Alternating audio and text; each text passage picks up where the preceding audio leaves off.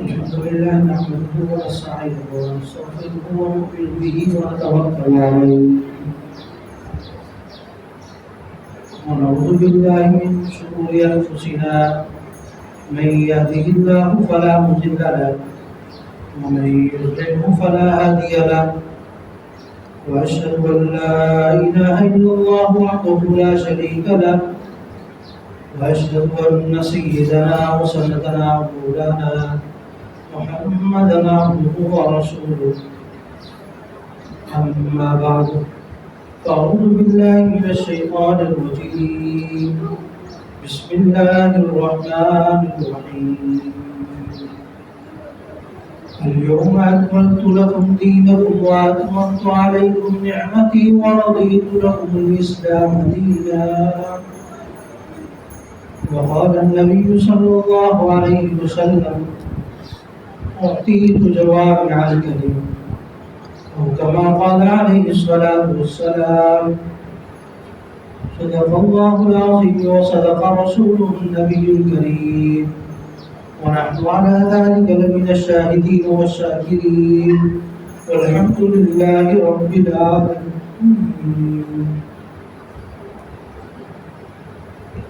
واجب الاحترام قابل صد احترام دوستوں ساتھیوں بزرگوں،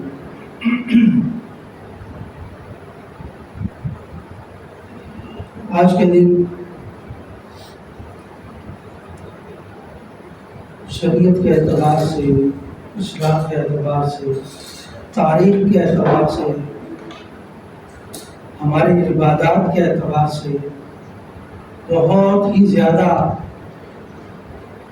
مقبول اور اہمیت کا دن ہے، جس کو نبی اکرم صلی اللہ علیہ وسلم نے اپنی حیات مبارکہ میں بہت اہتمام کے ساتھ خصوصی طور پر خطبہ حجۃ الوداع جو آتا ہے اس دوران یا ان لمحات میں اس دن کی بہت زیادہ اہمیت ہمیں ملتی ہے۔ یوم عرفہ کا دن شروع دنوں سے ہی اللہ رب العزت نے قرآن پاک کے اندر وَلَيَالٍ عَشْرٍ 10 راتوں کی قسم کھائی ہے، تو وہ 10 راتیں یہی 10 ایام کہلاتے ہیں کہ اس کی راتیں بھی بڑی قیمتی ہیں اور اسی طریقے سے اس کے دن بھی بہت زیادہ اہمیت کے حامل ہیں۔ تو یہی وجہ ہے کہ یوم عرفہ کو اکثر لوگ روزہ رکھنے کا اہتمام کرتے ہیں اور بڑا ثواب ہے اس میں، 1 سال اگلے اور 1 سال پچھلے گناہوں کا کفارہ ہو جاتا ہے، تو اس کا اہتمام کرنا چاہیے۔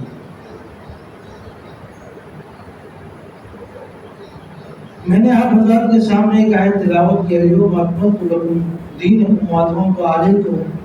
نعمتی ورضیت لکم الاسلام دینا۔ نبی اکرم صلی اللہ علیہ وسلم نے یہ آیت حجۃ الوداع کے موقع پر نازل ہوئی اور آپ نے اس وقت تلاوت فرمائی۔ 10 ہجری کا یہ واقعہ ہے جب آپ علیہ السلام نے حج فرمایا اور یا علیہ السلام کی زندگی کا آخری حج تھا۔ 8 ہجری میں اللہ رب العزت نے فتح مکہ جیسی بڑی نعمت سے نوازا،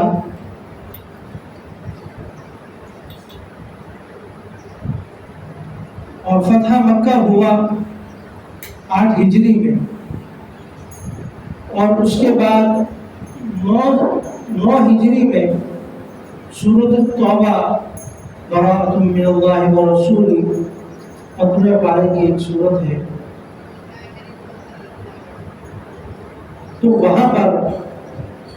اللہ رب العزت نے باقاعدہ اطلاع دی، اعلان کر دیا کہ اب مشرکین عرب وہ خانہ کعبہ کے قریب نہیں جائیں گے، طواف نہیں کریں گے۔ تو آپ علیہ السلام نے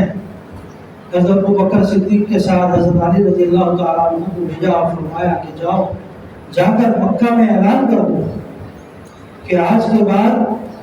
مشرکین عرب جو ہیں یا مشرکین لوگ جو ہیں وہ خانہ کعبہ کا طواف نہیں کریں گے،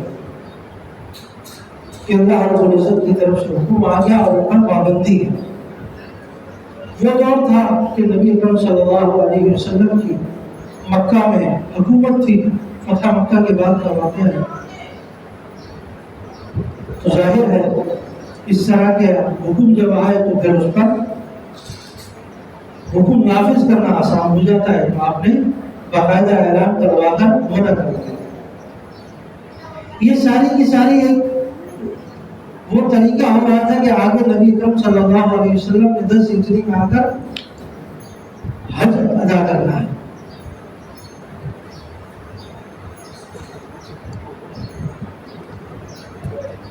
تو 9 ہجری کے بعد پھر جب 10 ہجری شروع ہوا تو نبی اکرم صلی اللہ علیہ وسلم کی طرف سے اعلان ہو گیا اور صحابہ میں یہ بات پھیل گئی پورے مدینے میں کہ اس سال نبی اکرم صلی اللہ علیہ وسلم حج کے لیے تشریف لے جائیں گے اور جو جانا چاہتا ہے وہ آپ علیہ السلام کے ساتھ آ جائے۔ تاریخ میں آتا ہے کہ وہاں کوئی بھی شخص کے باقی پیچھے نہ رہا، سارے کے سارے نبی اکرم صلی اللہ علیہ وسلم کے ساتھ حج کرنے کے لیے تیار ہو گئے اور وہ شامل ہو گئے۔ یہاں تک کہ اگر کوئی پیدل چلنے کی استطاعت رکھتا تھا تو وہ پیدل چل کر آپ علیہ السلام کے ساتھ شامل ہو گئے، اور جن کے پاس کوئی سواری تھی، گھوڑا، اونٹ وغیرہ، تو اس کے ذریعے سے شریک ہو گئے۔ تو سواری والے اور پیدل تمام کے تمام لوگ آپ علیہ السلام کے ساتھ شریک ہوئے، اور پھر جن علاقوں سے آپ گزرتے جا رہے تھے وہاں پہلے سے خبر پہنچ چکی تھی کہ آپ علیہ السلام کا قافلہ یہاں سے گزرے گا، تو لوگ انتظار میں تھے کہ جب آپ کا قافلہ گزرے گا تو ہم بھی آپ کے ساتھ شامل ہو جائیں گے۔ تو اس طریقے سے جمع ہوتے ہوتے سیرت ابن ہشام اور اسی طریقے سے ابن العربی کی ایک کتاب البرائد کے نام سے ہے، اور اسی طرح البدایہ والنہایہ، ان کے اندر یہ اس طرح کے پورا حجۃ الوداع کا قصہ موجود ہے کہ کس طریقے سے نبی اکرم صلی اللہ علیہ وسلم نے سفر شروع کیا اور آخر تک کے تمام مواقع کیا کیا پیش آئے۔ تو جب آپ نکل رہے تھے تو لوگ یہ دیکھ رہے تھے کہ ہر طرف سر ہی سر نظر آ رہے ہیں، ایک جمع غفیر آپ علیہ السلام کے ساتھ۔ بعد کے لوگوں نے اندازہ لگایا تقریباً 1.5 لاکھ سے زیادہ افراد تھے، 1.5 لاکھ سے زیادہ افراد تھے جنہوں نے نبی اکرم صلی اللہ علیہ وسلم کے ساتھ حج ادا کیا۔ آج سے 1400 سال پہلے کی بات کی جائے، جس وقت آبادی اتنی زیادہ نہیں تھی، لوگوں کے پاس وسائل اتنے زیادہ نہیں تھے، لیکن اس کے باوجود آپ علیہ السلام کے ساتھ تقریباً 1.5 لاکھ سے زیادہ لوگوں نے حج ادا کیا، اور لوگوں کی خواہش تھی کہ نبی اکرم صلی اللہ علیہ وسلم کا بھی پہلا حج ہے تو اس کے ساتھ ہم بھی شریک ہو جائیں تاکہ کچھ چیزیں سیکھنے کو مل جائیں۔ اور اس وقت کے لوگ نبی اکرم صلی اللہ علیہ وسلم کے ایک ایک ادا کو لینے والے تھے۔ جیسے میں نے آپ حضرات کے سامنے ایک حدیث پڑھی، تو جواب میں الکلیم، نبی اکرم صلی اللہ علیہ وسلم نے فرمایا اللہ تعالیٰ نے مجھے جامع الکلمات سے نوازا ہے، یعنی آپ کا کوئی ایک معمولی سا جملہ بھی اس کے اندر بھی کئی مضامین پوشیدہ ہوتے ہیں، آپ کوئی ایک اشارہ بھی کرتے ہیں تو اس کے اندر بھی کئی نصیحتیں ہوتی ہیں، کئی چیزیں حاصل کرنے کے لیے ہوتی ہیں، یا تو وہ علمی اعتبار سے یا دین کے اعتبار سے یا آخرت کے اعتبار سے، یا جنت کی رغبت یا جہنم کا ڈر، یا آپ کو صرف ایمانی اعتبار سے اپنے ایمان کی بڑھوتری کے لیے اس کے اندر بہت سی چیزیں مل جائیں گی۔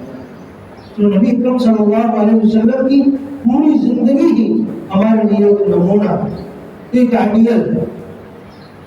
اگر آپ علیہ السلام کے ایک ایک لمحے کو دیکھا جائے، ایک ایک وقت کو دیکھا جائے، آپ کے سونے کو، آپ کے اٹھنے کو، آپ کے بیٹھنے کو، آپ کے کھانا کھانے کو، آپ کے کسی سے بات کرنے کو،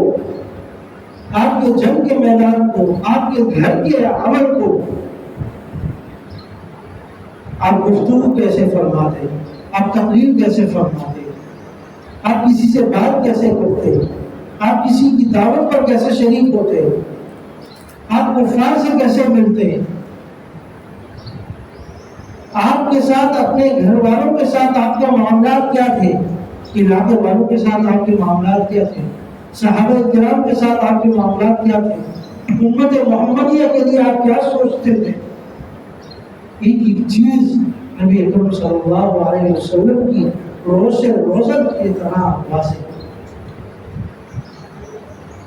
ہمارے سامنے ہے۔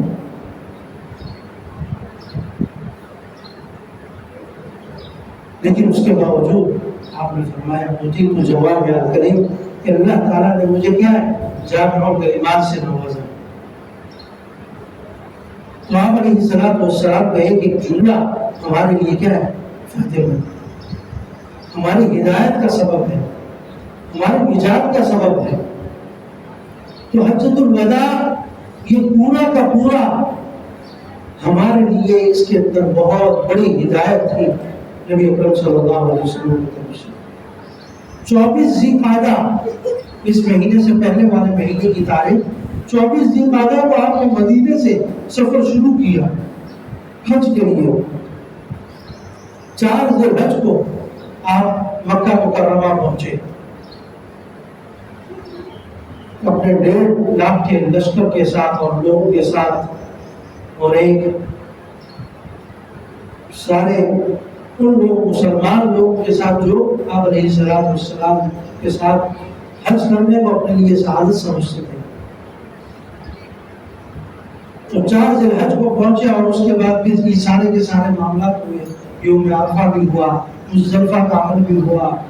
پھر اسی طریقے سے یوم النحر کا وقت آیا کہ اس وقت نبی اکرم صلی اللہ علیہ وسلم نے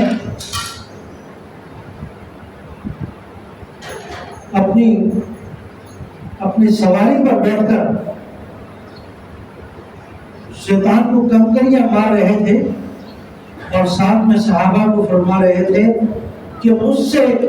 مناسک حج سیکھ لو، ہو سکتا ہے کہ یہ میری زندگی کا آخری حج ہو۔ مجھ سے مناسک حج سیکھ لو، ہو سکتا ہے کہ میری زندگی کا آخری حج ہو۔ اس طرح بار بار بولتے جاتے اور خطبہ ارشاد فرماتے مختلف جگہوں میں،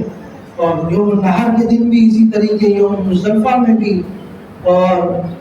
یہ عرفہ کے میدان میں بھی، اور اسی طرح جو جو مناسک حج آتے ہیں جہاں صحابہ کرام جمع ہوتے ہیں تو وہاں پر آپ نے خطبے دیے۔ خطبہ حجۃ الوداع بہت زیادہ جامعیت کا حامل ہے، اس پر اردو کتابیں بھی بہت زیادہ لکھی ہوئی ہیں ترجمے کی صورت میں، اگر اس کو لے کر پڑھا جائے تو بہت بڑی ہدایت ہے اس کے اندر، جس کے اندر ابتدا میں نبی اکرم صلی اللہ علیہ وسلم نے اللہ کی حمد و ثنا کی، اللہ رب العزت کی وحدانیت کو ذکر کیا، اللہ رب العزت کے ایک ہونے کو ذکر کیا، اور بتایا کہ تمام اللہ رب العزت کے علاوہ جتنے بھی معبود ہیں وہ سارے کے سارے آپ علیہ السلام نے واضح طور پر بتا دیا۔ اور پھر فتح مکہ کے وقت میں جب آپ وَقُلْ جَاءَ الْحَقُّ وَزَهَقَ الْبَاطِلُ بولتے جاتے اور ایک ایک بت کو توڑتے جاتے، جس طرح کہا جاتا ہے کہ مکہ کے اندر اور آس پاس تقریباً 360 بت رکھے گئے، تو آپ علیہ السلام نے فتح مکہ کے موقع پر ان کو توڑا، ان کو ختم کیا، ایک طرف اشارہ فرما دیا کہ یہ موقع ہے کس چیز کا کہ اللہ رب العزت کو وحدہ لا شریک مانا جائے۔ تو سب سے پہلے حجۃ الوداع کے موقع پر اس چیز کو ذکر کیا،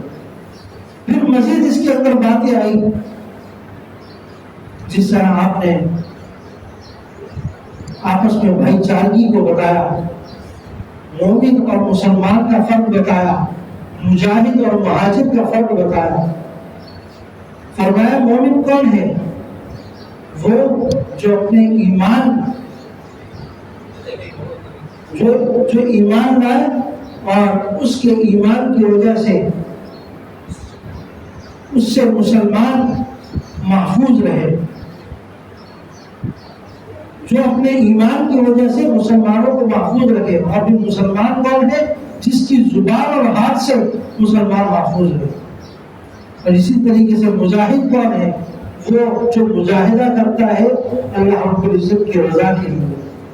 اور مہاجر کون ہے؟ جو اپنے آپ کو گناہوں سے بچانے والا ہے۔ تو مہاجر یہ اس وقت کی جب مہاجر لوگ مکہ چھوڑ کر آئے تو انہیں مہاجر کہا جاتا تھا، یا دوسرے علاقوں سے آئے ان کو مہاجر کہا جاتا ہے۔ جیسے ہمارے ہاں بھی بعض لوگ اپنے آپ کو مہاجر کہتے ہیں کہ ہم انڈیا سے سفر کر کے یہاں آئے۔ تو یہ کس طرح ہے؟ تو اس وقت کے اعتبار سے یہ خاص ان کے لیے کہا جاتا تھا جو گناہوں سے اپنے آپ کو بچا لے۔ اسی طریقے سے پھر آگے آپ نے سود کی حرمت کو واضح کیا کہ سود یہ میرے دین کے اندر اور شریعت کے اندر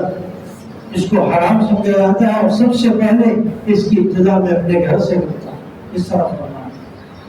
اسی طریقے سے شراب کی حرمت بھی نازل ہوئی، شراب بھی منع کر دی گئی۔ اور بھی بہت سے حقوق ذکر کیے، جن میں سے اگر ہم اپنی عام زندگی میں دیکھیں تو اس میں میاں بیوی کے حقوق آتے ہیں، بھائی بہنوں کے حقوق آتے ہیں۔ تو نبی اکرم صلی اللہ علیہ وسلم نے ان چیزوں کو واضح کیا، کیونکہ یہ ایسے حقوق ہیں کہ اس کے اندر حساسیت بہت ہے۔ میاں بیوی کا رشتہ بہت آسانی سے جڑ بھی جاتا ہے اور آسانی سے ٹوٹ بھی جاتا ہے۔ چند جملوں سے یہ جڑ جاتا ہے اور چند جملوں سے یہ ٹوٹ جاتا ہے، اتنا نازک ہے۔ اس کے علاوہ آپ دیگر رشتے وہ کبھی ٹوٹتے نہیں، چاہے آپ جتنا بڑا گناہ کر لیں لیکن وہ ٹوٹتے نہیں۔ لیکن یہ ایک ایسا رشتہ ہے کہ آپ اپنی زبان سے مذاق کی حالت میں، دلجوئی کی حالت میں، نہ چاہتے ہوئے ایسے چند الفاظ کو بول دیں تو آپ کی بیوی آپ کا حرام ہو جاتی ہے، اور پھر اس سے واپسی کا کوئی رستہ نہیں ہوتا۔ یہ ایسے الفاظ ہیں کہ جس طرح کمان سے تیر نکلتا ہے تو اس کے واپسی کے کوئی امکانات نہیں ہوتے، اسی طرح یہ جو الفاظ نکل جاتے ہیں تو پھر اس رشتے کے لوٹنے کے بھی کوئی امکانات نہیں ہوتے۔ تو نبی اکرم صلی اللہ علیہ وسلم نے اس طریقے سے حجۃ الوداع کے موقع پر آپ علیہ السلام نے اس دین کی کچھ احکامات کو واضح کیا تاکہ لوگوں تک یہ دین پورا کا پورا پہنچ سکے۔ اور اس آیت کا ترجمہ بھی یہی ہے، اليوم اکملت لکم دینکم واتممت علیکم نعمتی، کہ میں نے آج تمہارے پر تمہارا دین مکمل کر دیا، مجھ پر کوئی چیز باقی نہیں ہے۔ اور باقاعدہ حجۃ الوداع کے موقع پر آپ نے آخر میں ارشاد فرمایا جو شاہد ہیں وہ غائبین تک میرا پیغام پہنچا دیں۔ جو شاہد ہیں جنہوں نے میرے پیغام کو سن لیا وہ آنے والے دنوں میں غائبین تک میرے پیغام کو پہنچا دیں۔ اور آخر میں صحابہ سے پوچھا جتنے لوگ تھے، اور فرمایا کہ کیا میں نے اپنا پیغام تمہارے تک پہنچا دیا؟ یا دوسرے الفاظ میں، کیا میں نے دین کا پیغام تمہارے تک پہنچا دیا ہے؟ یعنی اللہ رب العزت کا پیغام تمہارے تک پہنچا دیا ہے؟ تو صحابہ نے ایک آواز میں ہو کر فرمایا، بلا، جی بالکل یا رسول اللہ، آپ نے ہمیں تک اللہ رب العزت کے دین کے پیغام کو ہم تک پہنچا دیا۔ اس طریقے سے باقاعدہ آپ علیہ السلام نے حجۃ الوداع کے موقع پر، اور نبی اکرم صلی اللہ علیہ وسلم کا یہ آخری حج، اور حضرت ابوبکر صدیق رضی اللہ تعالیٰ عنہ ذکر فرماتے ہیں کہ جب نبی اکرم صلی اللہ علیہ وسلم نے یہ آیت تلاوت کی، الیوم اکملت لکم دینکم، تو میں سمجھ گیا کہ آپ علیہ السلام کا وقت اب جانے کا ہو چکا ہے۔ جب اللہ رب العزت نے فرما دیا کہ میں نے اپنے دین کو مکمل کر دیا آج کے دن، تو اس کا مطلب ہے کہ اب نبی اکرم صلی اللہ علیہ وسلم کی ذمہ داری پوری ہو چکی ہے اور اب وہ دنیا سے جانے والے ہیں۔ تو آپ حضرت ابوبکر صدیق رضی اللہ تعالیٰ عنہ اس آیت کو سن کر رونے لگے، کیونکہ آپ کو اللہ رب العزت نے عام صحابہ سے زیادہ بصیرت دی تھی،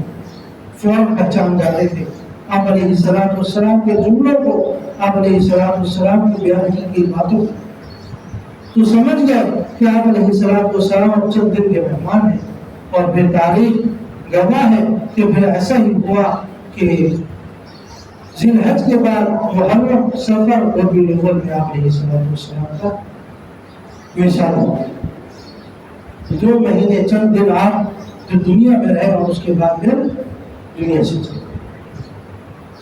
اسی طریقے سے جب یہ آیت اتری اذا جاء نصر اللہ والفتح، تو اس کے اندر بھی حالانکہ یہ آیت 2 سال پہلے اتری تھی، 8 ہجری، جب فتح مکہ کا موقع ہوا تو اس سے پہلے یہ آیت نازل ہوئی، لیکن حضرت ابوبکر صدیق رضی اللہ تعالیٰ عنہ اس وقت دل رونے لگے۔ اذا جاء نصر اللہ والفتح، کہ اللہ رب العزت نے آپ کو فتح مبین سے نوازیں گے، تو اس میں اشارہ تھا آپ کو فتح مکہ کا۔ اللہ رب العزت نے فتح مکہ آپ کو نازل کیا۔ آپ علیہ السلام جب اپنے گھوڑے پر بیٹھ کر فتح مکہ کے دن نازل ہو رہے تھے مکہ کی وادی میں، تو اس وقت صحابہ نے دیکھا آپ علیہ السلام نے کالے رنگ کی پگڑی پہنی ہوئی تھی، اور اس حالت میں آپ لوگ، اور اشارہ تھا کہ یہ فتح کا دن، مبارک دن ہے، خوشی کا دن ہے۔ اور صحابہ اس وقت لرز رہے تھے، اور کفار اس وقت لرز رہے تھے، ڈر رہے تھے خوف سے۔ بڑے بڑے کفار جن کی بہت بڑی طاقت تھی، لیکن وہ اپنے پیروں پر کھڑا ہونا ان کے لیے مشکل تھا۔ یہ وہ وقت تھا، اس وقت آپ چاہتے تو خون کی ندیاں بہا سکتے تھے، لیکن آپ علیہ السلام نے کیا پیغام دیا؟ میں تو مکارم اخلاق ہوں، مجھے تو لوگوں کے لیے رحمت بنا کر بھیجا گیا، انما بعثت لاتمم مکارم الاخلاق، کہ میں کیا ہے ایک بہترین اخلاق والا ہوں، رحمت بنا کر بھیجا گیا ہوں اپنے لوگوں کے لیے۔ تو ارشاد فرما دیا جو اپنے گھر کا دروازہ بند کر لے وہ بھی کیا ہے، امن میں ہوگا۔ جو ابو سفیان کے گھر میں چلا جائے وہ بھی امن میں ہوگا۔ جو اپنا ہتھیار ڈال دے وہ بھی امن میں ہوگا۔ جو اپنا سر جھکا دے وہ بھی امن میں ہوگا۔ جو مکہ میں داخل ہو جائے وہ بھی امن میں ہوگا۔ یعنی کوئی جگہ ایسی نہیں چھوڑی کہ اگر کوئی اپنے لیے معافی چاہے تو اسے معافی مل سکے۔ تو چند لوگوں نے اس وقت مقابلہ کیا، تاریخ میں آتا ہے، باقی کوئی لوگ مقابلے کے لیے نہیں آئے۔ بڑے بڑے کفار پیچھے ہٹ گئے اور اسلام کو قبول کر لیا۔ اور پھر کعبے کی چابی جس کے پاس تھی، حضرت عثمان رضی اللہ تعالیٰ عنہ کے قبیلے میں سے چند لوگ تھے جن کے پاس چابی تھی، تو ان کو بلایا اور ڈرتے ہوئے آپ کے پاس آئے اور فرمایا، حالانکہ وہ مسلمان نہیں تھے، فرمایا آپ کے پاس اب آئندہ ہمیشہ آپ کے پاس وہ چابی رہے، اور آج تک وہ اسی خاندان کے اندر چابی چلی آ رہی ہے۔ آج بھی مکہ میں اگر وہ مکہ کی چابی اگر ہے تو وہ عثمانی خاندان کے پاس ہے، تو آج سے ان کے پاس سے گیا۔ تو یہ نبی اکرم صلی اللہ علیہ وسلم کے معجزات ہیں۔ حجۃ الوداع کے موقع پر میں نے آپ حضرات کے سامنے شروع میں ذکر کیا کہ اتنے لوگ تھے کہ ان تک آواز پہنچانا مشکل تھا، لیکن آپ علیہ السلام ان کو اللہ رب العزت نے ایک معجزہ دیا کہ آپ کی آواز اتنی زیادہ ہوگی کہ وہ 1.5 لاکھ لوگ اپنی اپنی جگہ پر بیٹھ کر آپ علیہ السلام کی بات کو سن رہے ہیں۔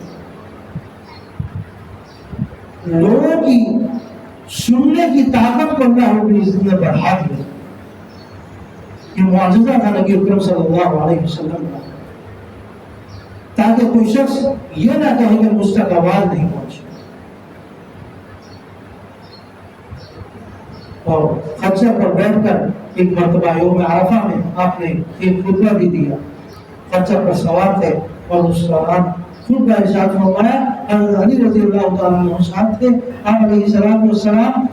بات بولتے تو حضرت علی رضی اللہ تعالیٰ عنہ اس آواز کو آگے پہنچاتے۔ جس طرح بعض مرتبہ ہمارے ہاں بڑی مساجد کے اندر اسپیکر خراب ہو جائے تو پیچھے ایک مکبر آواز دے رہا ہوتا ہے، اللہ اکبر امام کی آواز، تو اس طرح حضرت علی رضی اللہ تعالیٰ عنہ بھی آپ کی آواز کو آگے تک پہنچا رہے تھے۔